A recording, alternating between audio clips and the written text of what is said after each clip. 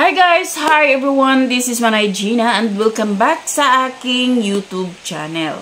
So guys, another day, another mini vlog at syempre today, gusto kong pag-usapan is yung BINI.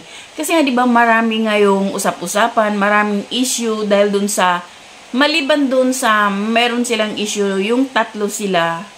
At ito, nasundan na naman ang issue ng BINI dahil sa kanilang concert sa Dubai. Kasi nga maraming mga OFW na nag-complain dahil hindi daw worth it yung bayad nila. Kasi wala man lang daw LED screen both sides, walang front act, at napaka-dry daw ng stage, walang ka-design-design. Para lang daw silang nanood sa mall show at mayroon pa daw nag-lip-sync. Pero di natin alam guys kung totoong may nag-lip-sync. So ito lang guys, 8 months ago mayroong sinabi si Jay Costora about sa BINI. Panoorin natin guys. Ang BINI ay mabilis mag-disband yan. Ma-overcook ang mga bata. It's because of parang ma-overwhelm sila sa kasikatan nila. Sana wag lumaki yung ulo nila, pero isa sa mga mangyayari dyan ay mga selosan sa kung sino ang aangat sa kanila. Mga ganyan kasi na siguro nasa 2 taon na ang pagsasama or simula ngayon taon. So 2 to 3 years, the BINI will have a big problem regarding with the pressure na nangyayari sa kanila, and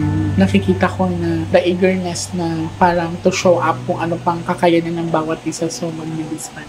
Sabi ng mga netizen, totoo kaya yung hula ni Jay Costora sa BINI na 2 to 3 years magiging disband ang BINI. So sana wag naman sanang mangyari. So yun lang guys, thank you for watching, bye, God bless everyone.